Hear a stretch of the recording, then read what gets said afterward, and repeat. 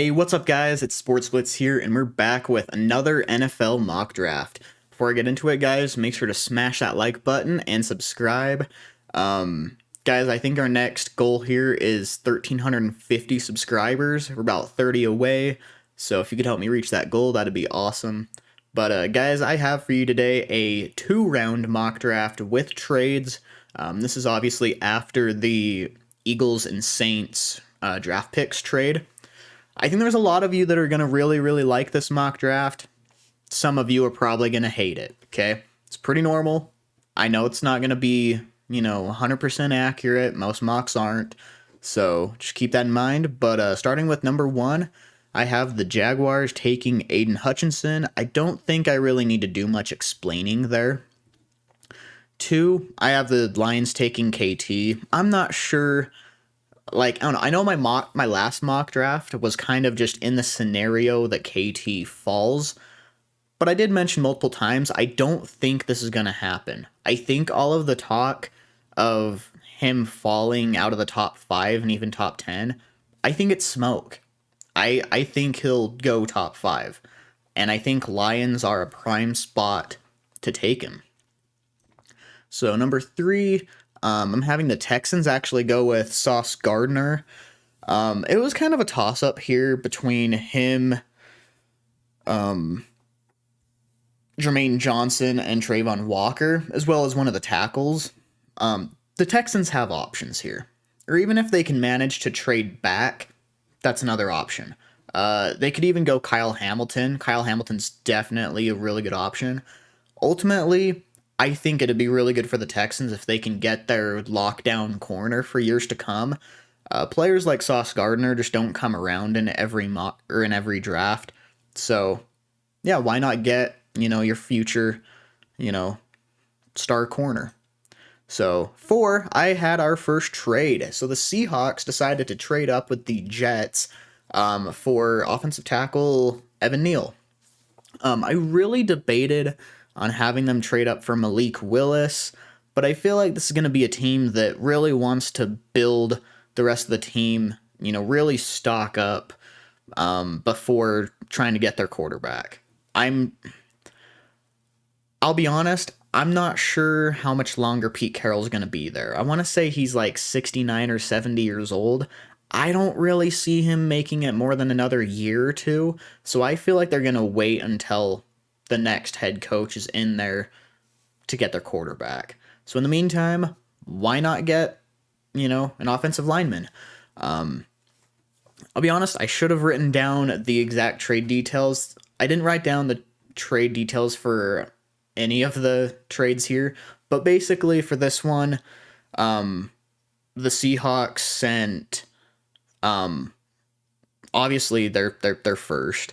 They swapped firsts, and then the Seahawks sent pick 41, and then next year's third.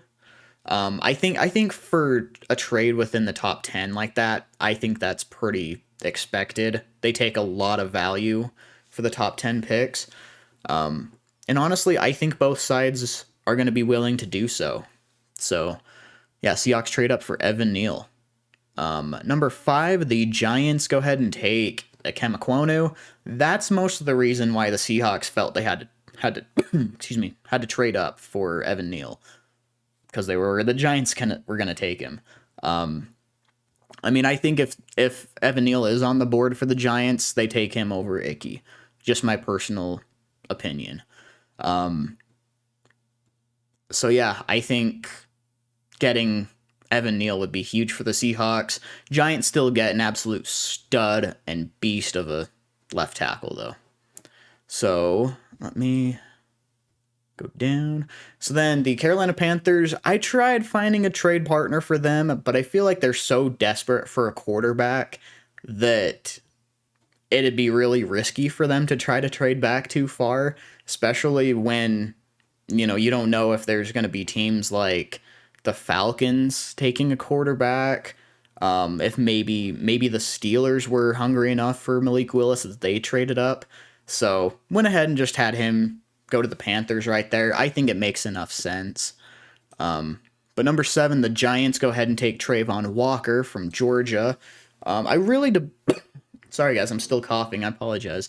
I strongly debated on having Jermaine Johnson right here. I think he's definitely a guy they'll consider, but I feel like they would view Trayvon Walker as a safer pick. I think he's going to be better in the run game than Jermaine Johnson would be. So yeah. Number 8, the Atlanta Falcons, I had taking Jermaine Johnson. This was a toss-up. They could go multiple directions. I mean, heck, if they wanted to trade back, they could.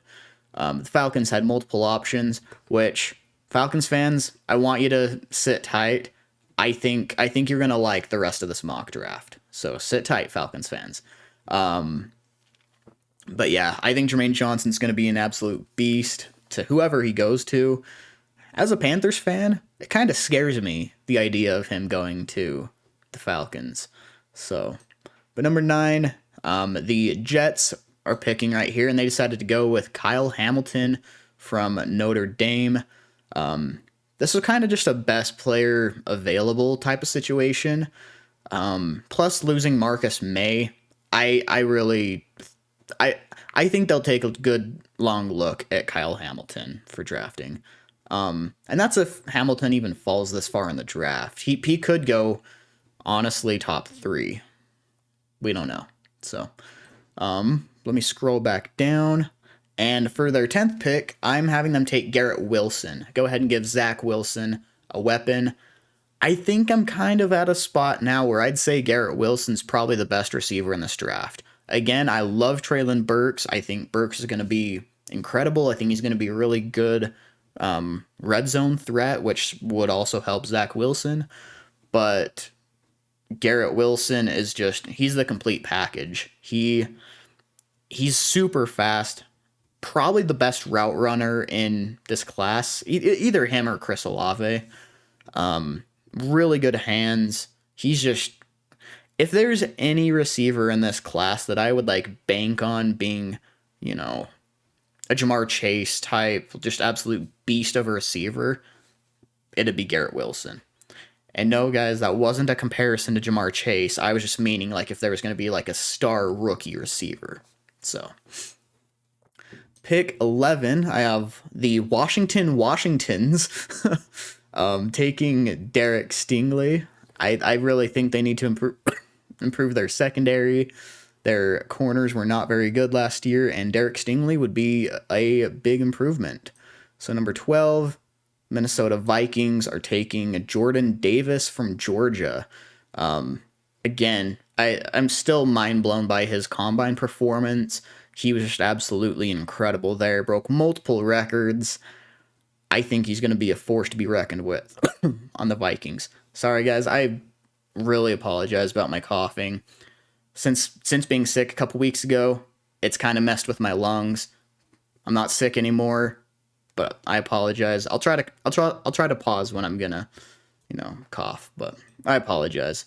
But let me scroll down to pick 13, and there you go. You actually see 13 and 14, but I have the Texans taking Jameson Williams. I think really he's going to be an awesome weapon for Davis Mills. I think Davis Mills could use a pretty solid deep threat, and I'm not the biggest fan of Williams' route running, but he's a good enough route runner that he's gonna get open. He's gonna be wide open multiple times. He's probably the fastest receiver in this class. I know he didn't run the 40. I don't think he even went to the combine, if I remember correctly. But he didn't run the 40, so we don't know exactly what that is, but we've seen his in-game speed. He's insanely fast. I think that's going to help Davis Mills quite a bit. So, yeah, big playmaking receiver for the Texans. And I'm not saying big body, but just, it's a big move for them to get him. And then for the Ravens here, I decided to go Andrew Booth. This was a scenario I really tried to find an option to trade back. I think especially if Jordan Davis is off the board, I think the Ravens need to take a good, hard look at potentially trading back. I couldn't really find a trade partner. And in fact, they could honestly even try to trade up, see if they can't snag Sauce Gardner. I know this isn't the pick that a lot of Ravens fans want. I like Andrew Booth a lot. I think he's worthy of a top 16 pick. But I don't know. I know a lot of Ravens fans are going to be upset with this pick. But 15, I have the Eagles taking Devin Lloyd again. I know there's a certain Eagles fan that is very adamant about them not taking a linebacker. I understand you guys extended Edwards and you guys signed Kazir White. I'm not the biggest fan of Kazir White, and honestly, I didn't think Edwards was really all that great this last year. The linebacking core is definitely one of the weakest positions on the Eagles, and Devin Lloyd is he's honestly a blue chip prospect. I don't see a way that this pick ends up not working out. If there was one pick that I would put money on working out, Devin Lloyd is definitely up there. So, okay, so let me pull this back down, and you can see the next two picks here. The Saints go ahead and get Charles Cross, and I mean, guys, they lost their franchise left tackle in free agency. Obviously Teron Armstead. I think they're going to be looking to rebuild that offensive line and quick. Especially where they don't have a franchise quarterback back there anymore either. I feel like they want to rebuild the offensive line, real quick. So they got Charles Cross. Then the Chargers here go ahead and get Trevor Penning. I think this is a scenario where if Cross is on the board, they go ahead and get Cross. If not, they get Penning. I think they really want to get that other tackle to go on the opposite side of Rashawn Slater. And I think at that point, their offensive line will be nearly complete. I can't really remember who their guards are. I'd have to take a look at their guards. But, at least Rashawn Slater at left tackle, Corey Linsley at center, and, Penning now at right tackle. That line's going to be a lot better, and it's going to make Justin Herbert look even better. So, but number 18, I have the Eagles taking Drake London. I really debated on Chris Olave right here. I think he'd also be an awesome pick for the Eagles. Ultimately, I figured Drake London, because of how tall he is and, the way he can just go up and get, the football in the end zone, I think it's going to be an awesome red zone threat for Jalen Hurts. 19, I had the Titans actually trade up with the Saints, and I know Titans fans are going to be livid, but I think Kenny Pickett can be better than Ryan Tannehill. Tannehill definitely had a really, really down year, and I get it. Julio Jones was injured a lot. A.J. Brown was injured a lot. Heck, Derrick Henry was injured a lot. But I think Pickett is a guy that can still perform well even when he doesn't have, superstar players around him. And when he does, I think he's still going to look really good. I'm a lot higher on Kenny Pickett than a lot of other people are. I think he's a guy that, will be able to elevate that team and potentially take them to a Super Bowl. Ryan Tannehill, I've defended him a lot. I think he's still a solid quarterback. I don't think the Titans are a team that, want a quarterback that's in the, probably 15 to 20-ish range in the league. I think they want to get potentially their next franchise guy. So that's why I made that trade. 20, had the Steelers take Tyler Linderbaum. I think they want to fix that offensive line as good as possible. I think it's a good move. 21, I have the Patriots taking Nakobe Dean. I've explained this pick multiple times. Bill Belichick has said He's not, signing any free agent linebackers because he wants to get younger there. And I see Nakobe Dean as a perfect fit for the Patriots. Really, for Nakobe Dean, I think the Patriots and Lions are the only like really good fits for him. And him in Belichick's system would be insane. 22, I have the Packers taking Chris Olave. Obviously, they need a receiver help. Okay, Devontae Adams is gone. I mentioned earlier, Chris Olave is the best. Well, him or Garrett Wilson are the best route runners in the league. Or in the draft. I'm sorry. In the draft. And I mean, he's a guy that I believe he ended up running a 4.39, 4.38. So he's a lot faster than what the Packers have. So he can be a deep threat. Probably becomes the best route runner on the team. Has insanely good hands. His release off the line of scrimmage is insane. I think Aaron Rodgers is gonna love having him as a receiver there. And honestly, if he goes to Green Bay, I'd feel comfortable putting money on Olave being a 1,000-yard receiver. I really would.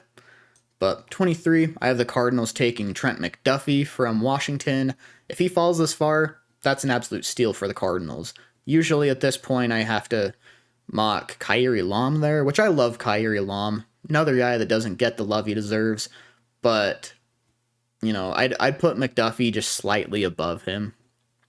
So, I'm going to do this. And then for the Cowboys, I'm having them take Zion Johnson, get that offensive line as good as possible. I know Zeke has had a few, down years the last couple years, but, revamp the offensive line as good as possible. And, well, there you go. Zeke is probably going to get back to performing really well. So, 25, the Bills go ahead and take Kyrie Lom. Like I said, a guy that doesn't get the love he deserves. The Bills, I guarantee, are going to be looking for some corner help. I'm kind of surprised they haven't really signed anyone big in free agency there, but it is what it is. 26, the Saints finally up to pick here, and they go Johan Dotson. I think Dotson's another guy that I was sleeping on for a long time. When I finally really sat down and watched his tape, the kid amazed me. He's really talented. I think most other years, Johan Dotson would probably be a top 3 receiver in the draft. I think this year there's just a lot of guys that could be potentially number 1. There's a lot of receiving talent here, and really until Garrett Wilson really emerged, there was no real clear number 1 receiver. But Johan Dotson is definitely worthy of a first-round pick. I think he's incredible. 27, I have the Bucks taking Kenyon Green. Obviously, their guard, I believe, is Ali Marpet, if I remember correctly, retired. So, fix the offensive line. Then we have the Packers taking David Ajabo. Obviously, they need edge help with Zadarius Smith gone. So, yeah, I think that makes all the sense in the world. So, then going down to the Chiefs' first pick, I have Treylin Burks. Obviously, with Tariq Hill gone, they need a receiver. Burks is the best receiver on the board. I actually really like the fit with him in Kansas City. I know he's not the typical, receiver that runs, a 4.25 or 4.3 or whatever, but he'll make plays in Kansas City. I really like the fit there. In fact, I considered them going with another receiver, but instead I went with George Karlaftis from Purdue. I just can't have Karlaftis falling any farther here. I think he'll go before the end of the first round. So yeah, I think it's a good fit for him. 31, I have the Bengals taking Devontae Wyatt from Georgia. did a really good job at fixing the offensive line. Now fix the D-line. Get better in the trenches. 32, the Lions take Daxton Hill. I don't think I have to explain that much.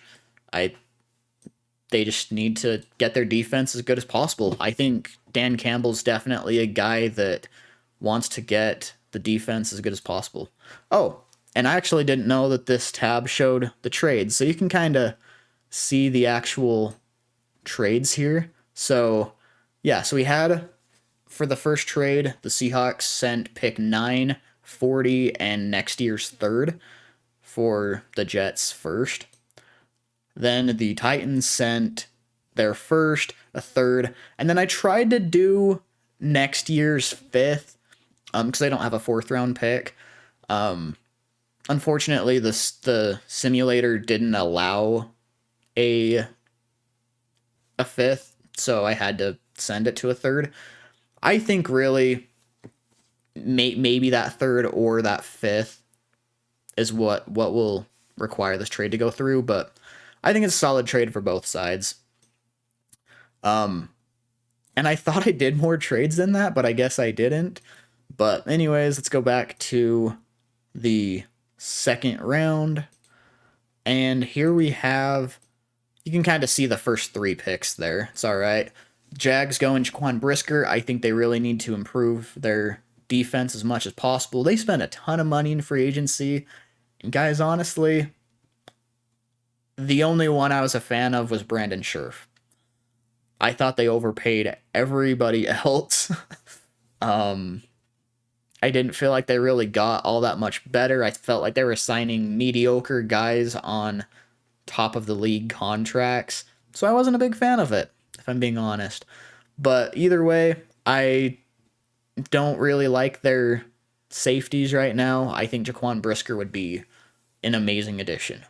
Then the Lions get Sam Howell. I really like him in a system with Dan Campbell. Sam Howell isn't a quarterback that's really afraid to, get hit. And I feel like he has that moxie with him. Like he has that, strong desire to win, and he's not the type of quarterback that is out there, talking and saying, I'm the best player in the draft. I'm going to be this insanely good NFL quarterback or whatever, like most quarterbacks do. And I don't want to go down a long rabbit hole with this, but he kind of reminds me in a way a little bit of Joe Burrow with his attitude.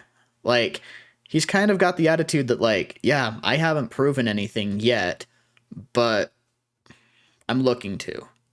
And I think it's going to mesh well with Dan Campbell, and I think he could very well be the franchise quarterback for the Lions. So I really like that combination with him and Campbell. Then the Jets get Boye Mafe, very underrated edge, especially with the trade back earlier where they would have missed out on Trayvon Walker and Jermaine Johnson. Boye Mafe is definitely an awesome pickup. Jets fans, let me know what you would rather have between Boye Mafe and Kyle Hamilton or Jermaine Johnson. Because otherwise, if they stayed at 4, that's who I would have gone with. So, Jets fans, let me know what you think of that. But 36, I have the Giants taking Lewis Seen. Basically, their Logan Ryan replacement. So, or you could even argue Jabril Peppers, but I like it. 37, Texans taking Arnold Ebiketie. Obviously, they weren't able to take KT or Aiden Hutchinson, so yeah, they get Ebiketie here. 38, I have the Jets taking Kyler Gordon from Washington, helping their secondary as well. Jets fans, I really, really want to hear from you in this mock draft. You guys had a lot of picks here. Let me know what you guys think of everything. Bears at 39, I'm taking Sky Moore. I think he's going to help out Justin Fields' production a lot. Obviously, without Allen Robinson gone, it's probably going to be Darnell Mooney stepping up, and you got Sky Moore in here now too. Moore is really good after the catch as well, and I think that's going to help Justin Fields look really good. But then going down 40 to the Jets again, going Christian Harris. Harris is actually my number 3 linebacker in the whole class. I love this kid. I know a lot of people would put guys like Chad Muma or even Damon Clark above him. I like Christian Harris a lot. Insanely talented linebacker. 41, the Seahawks now go ahead and take their chance on a quarterback, and they get Desmond Ritter. And really, Ritter is a guy that there's been a lot of talk about lately. Who knows? Maybe he goes in the first round. If he falls right here to the Seahawks, and the Seahawks are able to get both Evan Neal and Desmond Ritter, I think that's going to be a heck of a draft for the Seahawks. Seahawks fans, let me know what you think of that combination there too. 42, I have the Colts taking Matt Corral. I don't think they view Matt Ryan as the long-term solution. I would think, maybe I'm wrong, but I would think they're kind of, after this year, done going out and just getting, has been, really good veteran quarterbacks. Because, you had Phillip Rivers, you had Carson Wentz, now you're going to have Matt Ryan. I think they go ahead and just take a quarterback now and, let him develop. I think by them trading for Matt Ryan, I think that kind of tells them, or tells everyone that Sam Ehlinger just isn't going to be the guy. So Matt Corral very well could be. So 40, oh, never mind, I gotta slide back down. Yeah, that's kind of the tough thing with these recordings. I have to always slide up and down on the thing. But anyways, I have the Falcons here taking Christian Watson from North Dakota State. This dude really showed out at the combine. He looked incredible, super fast, looked good in the, what's the name of that one drill? Basically, they catch 2 balls and then run down the, just run down the field and catch balls coming from both sides. I can't think of what it's called. But anyways, he looked really good during that and everything. Falcons really need a receiver with both Calvin Ridley gone and Julio Jones obviously gone. I think Watson's going to be really good. 44, I have the Browns taking Perrion Winfrey. He looked really good at the Senior Bowl. Yeah, enough said about that. Ravens taking Cam Thomas. I've said before, I think they want to get younger on the D-line. Obviously, they got Odafe Owe last year. He looked really good. But obviously, guys like Calais Campbell and Justin Houston are getting really old, so they want a younger guy to be able to replace them. So Cam Thomas, I think, would be a good player to do so. 46, the Vikings get Jalen Petre. Another dude that's super underrated. He looked really good at the combine as well. Yeah, enough said. So then let's go down to 47. I have the Washingtons again taking Tyler Smith from Tulsa. Another guy that's really risen his stock a lot lately. I know at the beginning of the offseason he was a projected like mid to late 3rd rounder, and then as of late has even gotten a little bit of 1st round hype. I think it's going to be kind of more mid of 2nd round. So I think this is about where he should go. I think there's going to be teams around here, taking a good hard look at him. So yeah, and then 48, I have the Bears taking Sean Ryan from UCLA, really wanting to fix that offensive line as much as possible. I want to say it was Justin Fields' 3rd start against the Browns.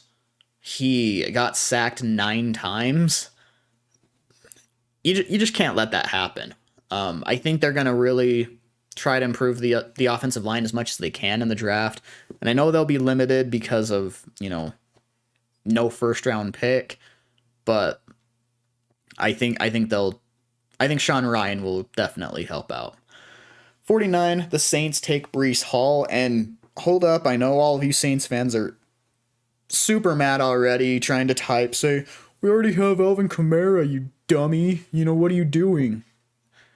Guys, first off, aside from quarterback, the rest of your roster is looking pretty good right now. I looked at the board. I didn't really see any guys or any players that were really worth reaching on right here. So I looked at, okay, so they're rebuilding the offensive line, and it's still a pretty solid offensive line. You pair up Breece Hall with Alvin Kamara, that instantly becomes one of the best running back tandems in the league. Alvin Kamara, I think, is a fringe top 5 running back in the league. And you pair him up with Breece Hall, who in my mind is the best running back in the draft. Chaos is going to happen in the run game. It scared me to make this pick as a Panthers fan. I'll just say that much. But number 50, the Chiefs going Roger McCreary. They need a corner. Much like the Bills, they were just back and forth at each other in the AFC. Wasn't the conference game. It was the divisional game, right? I think it was the divisional round. They were back and forth, just scoring touchdowns. Yeah. So the Chiefs need a corner. Roger McCreary's the last corner here that I have a first round grade on. So if he falls this far into the second, I think that's an absolute steal. 51, I have the Eagles taking Tariq Woolen. Super fast guy. He ran a 4.26 at the combine. Insanely fast. In a division where most of the receivers there are really, really fast. Not quite as many like super big body receivers, but a lot of fast receivers. I think Woolen would do really well. It's also important to note Tariq Woolen is 6'4", 205 pounds. So it's not like he's just a super small, speedy corner that's gonna get bodied by big body receivers. He can keep up with bigger guys too. So I think that'd be an awesome pick for the Eagles. So then we need to scroll back down.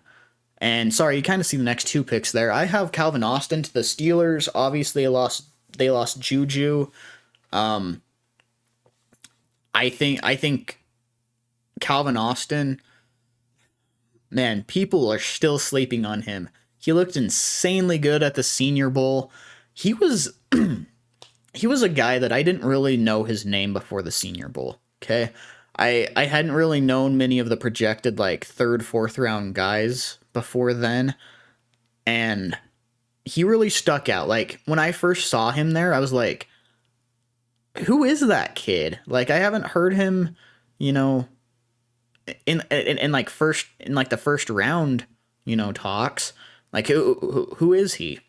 So I looked into him more after the Senior Bowl, and saw that he was a projected like mid to late 3rd rounder, maybe even 4th rounder. So I was like, okay, I've got to watch some more tape on him. And I did, and the only thing I can think of as to why he was projected that late is his size, which, if I remember correctly, he's like 5'8", 5'9". So yeah, I just verified, 5'8". But he plays so much bigger than he is. Like, he can go up and get the ball. I don't remember exactly what his vertical was, but on the field, like, he can go up and get the ball. He's insanely talented. He ran a 4.32. Just super talented receiver. I really think he's deserving of a second round pick. Yeah, like he's insanely talented. I think Steelers fans would be very lucky to get him in the second round. Then the Packers, I have getting Bernard Raymond right here. I don't think we need to do much explaining for that pick. 54, the Patriots getting Jamari Salyer. This is kind of their finally replacing Joe Tooney type of pick. 55, Cardinals getting Logan Hall.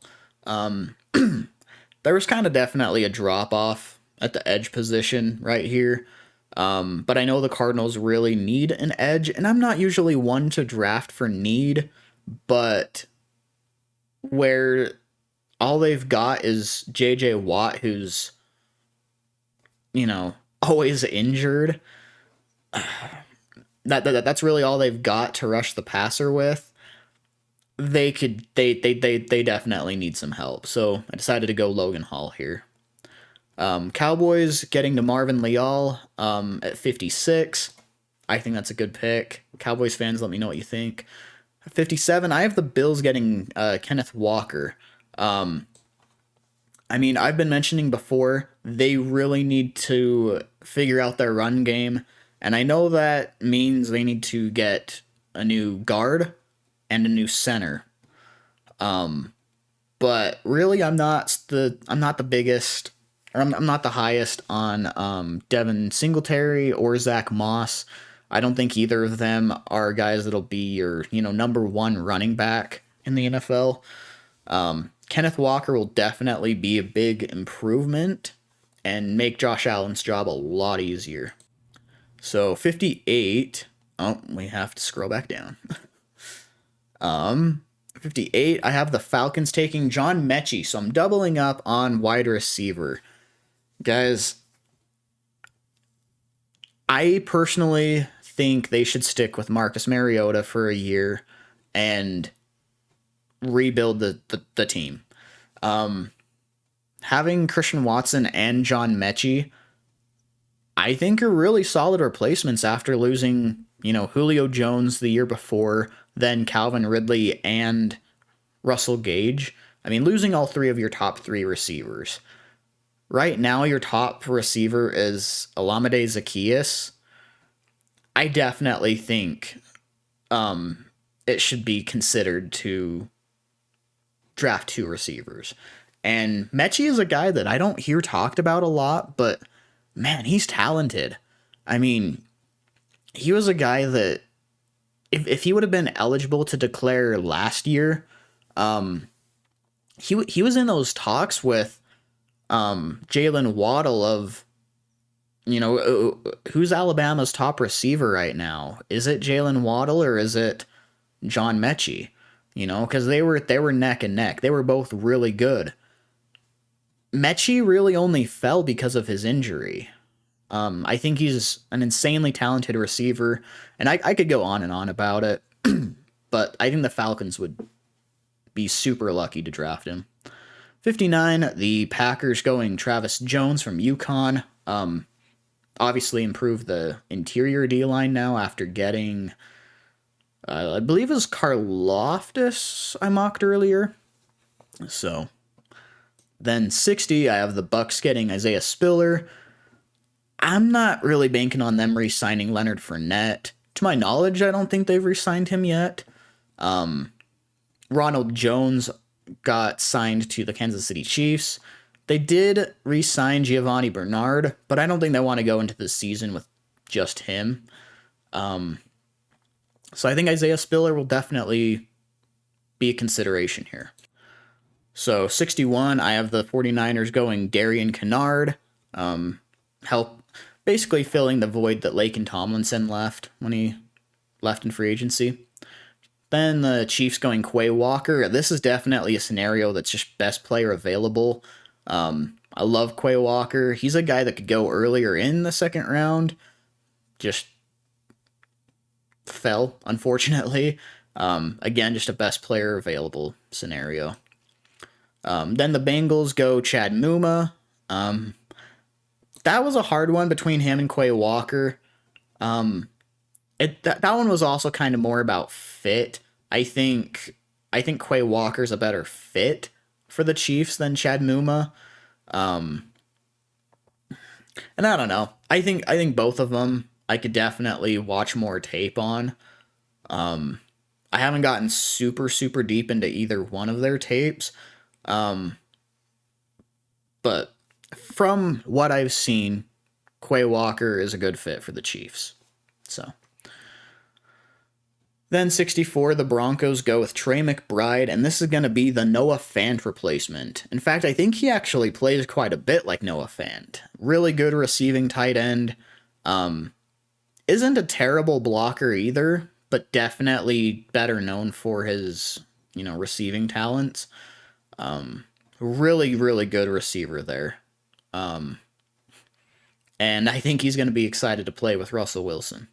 So, sorry guys, I know this was a long video. I know there's going to be so many of you guys that hate the mock, but it's alright. If you guys still want to leave a like and subscribe anyways, that'd be super appreciated. Thanks for watching, and I'll see you next time. Later.